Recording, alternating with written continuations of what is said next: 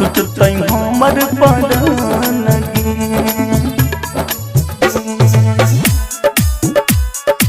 DJ Vikas singing by Lakhan Lal Singh. होते सवेरा चले जेबो ससुरार रे, ठीक से रही कुछो करी है ना यार रे, करी है ना यार रे, करी है ना यार रे।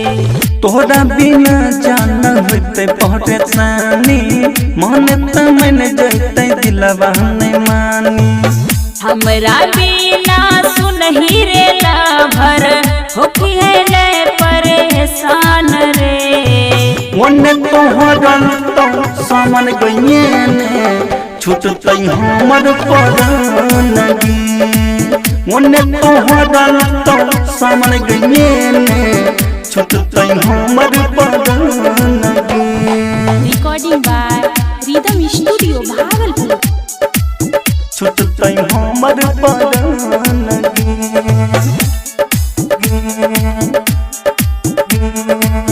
छुटतै हमर परानगी। छोड़िए के हमरा जब जइभी ससुराबा, रतिया में की करतै फोनाबा जी।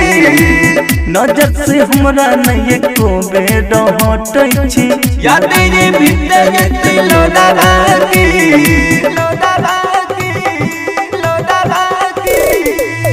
ऐसन बात नहीं बोले रे लभर, आई बहुत करबो मिलन मारे। छी मजबूर हम सुन रे जाना, बूझे हमर फिलन मारे।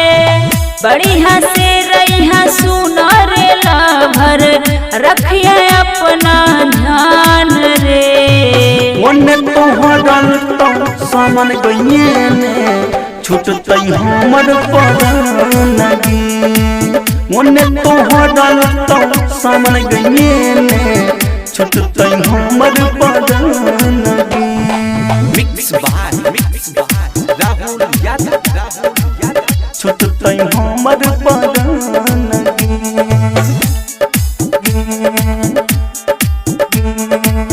छुटतै हमर परानगी। तोहरा बिना सुने होई जइबो पागल, होई जइबो बदलाहतगी। बढ़िया से तब रहतो गेलखन, लेने जेभी जब याहतगी, याहतगी, याहतगी। दिल में तू ही छही रे बसल, रहबी हरदम यरवारे। सैया से बढ़ के सुन रे लभरवा, करबो तोरा हम प्यारवा रे। शशि सिकंदर राइटर बाबू, बतिया ले अब मान रे। ओने तोहरल तो सामन गइए ने, छुटतै हमर परानगी। ओने तोहरल तो सामन गइए ने, छुटतै हमर परानगी। Mix by Rahul Yadav.